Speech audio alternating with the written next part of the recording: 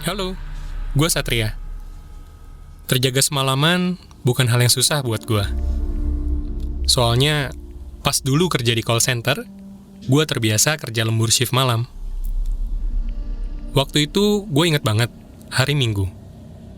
Malamnya, gue harus ke kantor untuk piket shift 3. Hari itu gue ngerasa fit banget, karena siangnya gue tidur pulas.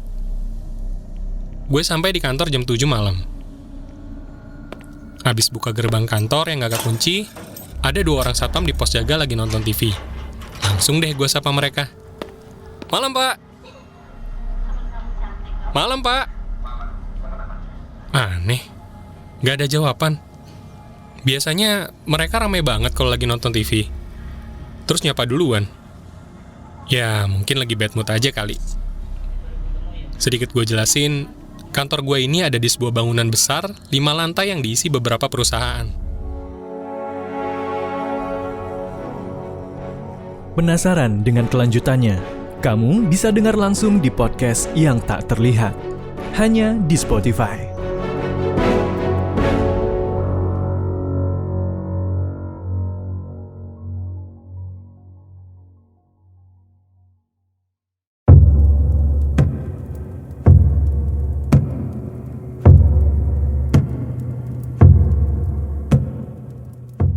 Assalamualaikum warahmatullahi wabarakatuh, teman-teman pecinta horor. Kenalin, nama saya Nuriko Iramna, dan kali ini saya akan bercerita tentang kisah tentang yang berjudul Misteri Rumah Bapak. Jadi saya itu salah satu mahasiswa universitas swasta di Kota Surakarta yang saat ini sudah menetap di Kota Surakarta, tapi cuman ngekos gitu. Nah, jadi cerita ini sebenarnya cerita kejadian-kejadian yang ada di rumah Bapak atau rumah saya di daerah Lampung. Jadi rumah saya itu berada di Lampung, tepatnya di Kabupaten Tulang Bawang Barat, dan desanya ya nggak bisa saya sebutkan.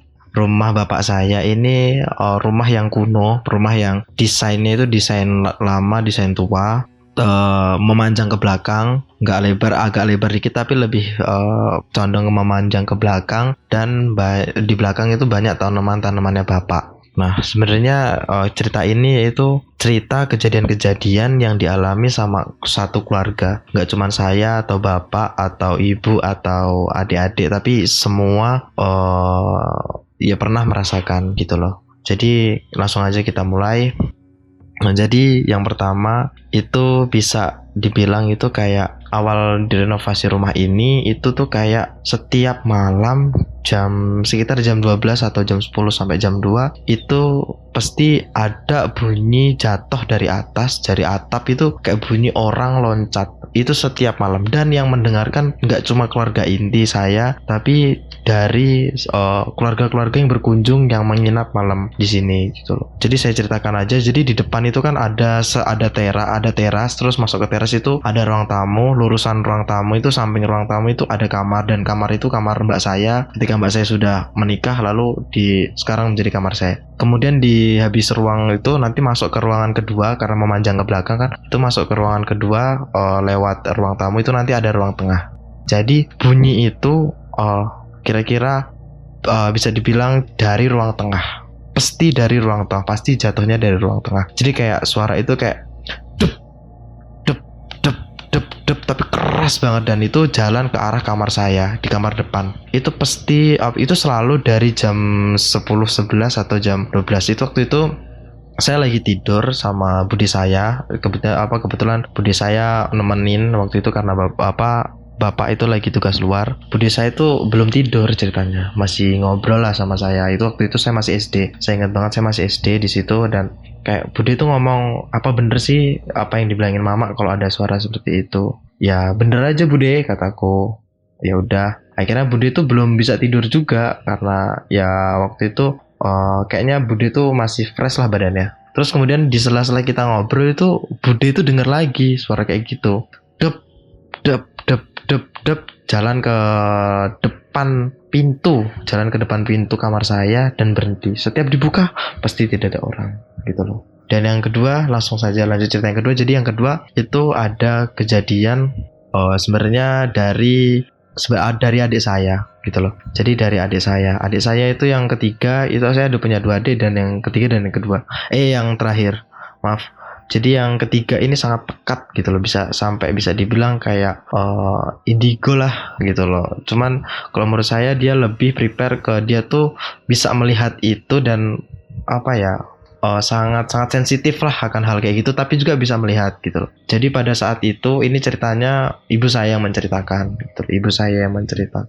Dan cerita ini nih kayak waktu adik saya masih kecil, mungkin umurnya 4 tahun atau 5 tahun gitu. Jadi dia tuh lagi makan di ruang paling belakang yang dekat dengan kebun. Jadi di meja makan di depan dapur. Jadi ke meja makan terus berhadapan dengan dapur dan wastafel. Jadi wastafel itu tuh, dari wastafel terus ada sampingnya ada pintu, dan pintu itu masuk ke dalam kamar mandi dan gudang gitu loh. Jadi pas adik saya lagi makan, itu lagi asik makan dengan adik saya yang terakhir, karena adik saya itu selisihnya 2 tahun. Jadi mungkin adik saya waktu itu umur 5 tahun yang ketiga, dan yang terakhir itu yang ragil itu mungkin umur sekitar 3 tahun atau 2 tahunan lah gitu. Jadi ceritanya adik saya itu lagi makan, itu tepatnya maghrib itu lagi makan, dan dia tuh lagi makan terus lihat sekeliling gitu sambil mengunyah makanannya. Dan ibu saya itu pada saat itu yang di rumah cuma ibu saya, karena saya ke musola, dan bapak itu seperti biasa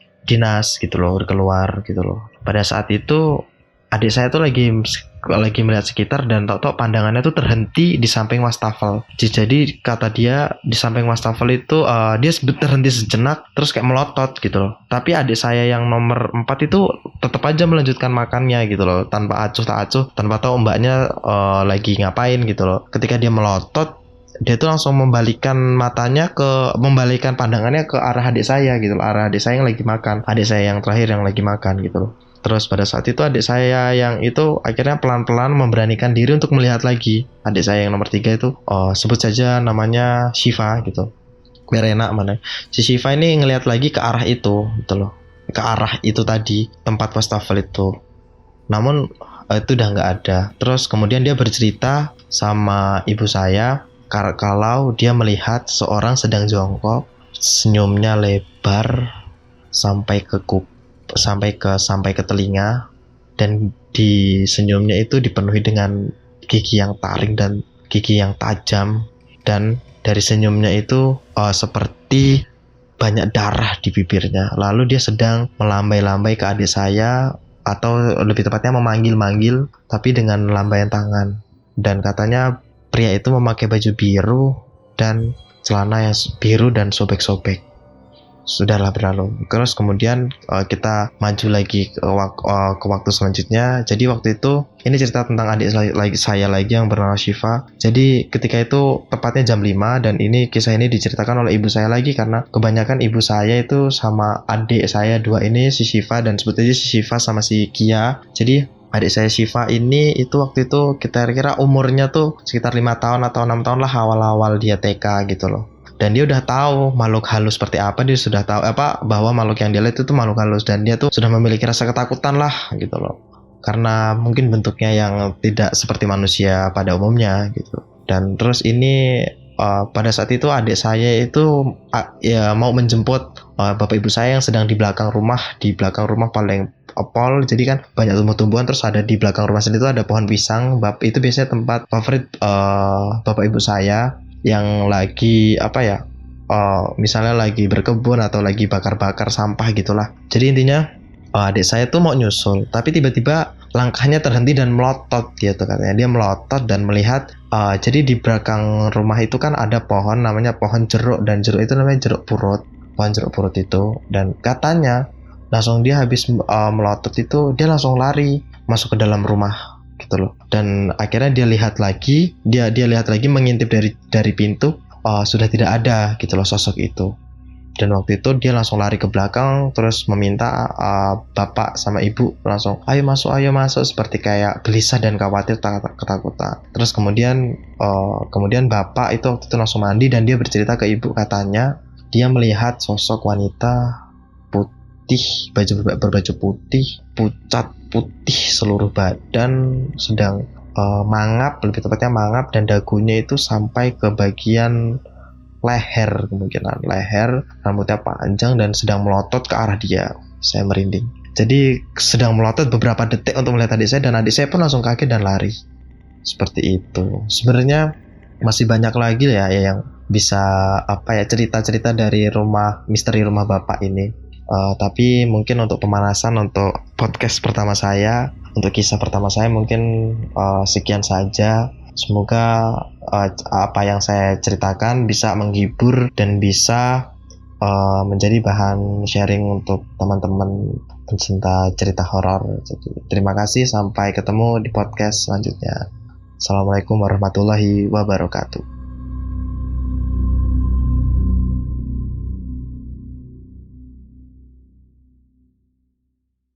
Kirim cerita kamu ke alamat berikut.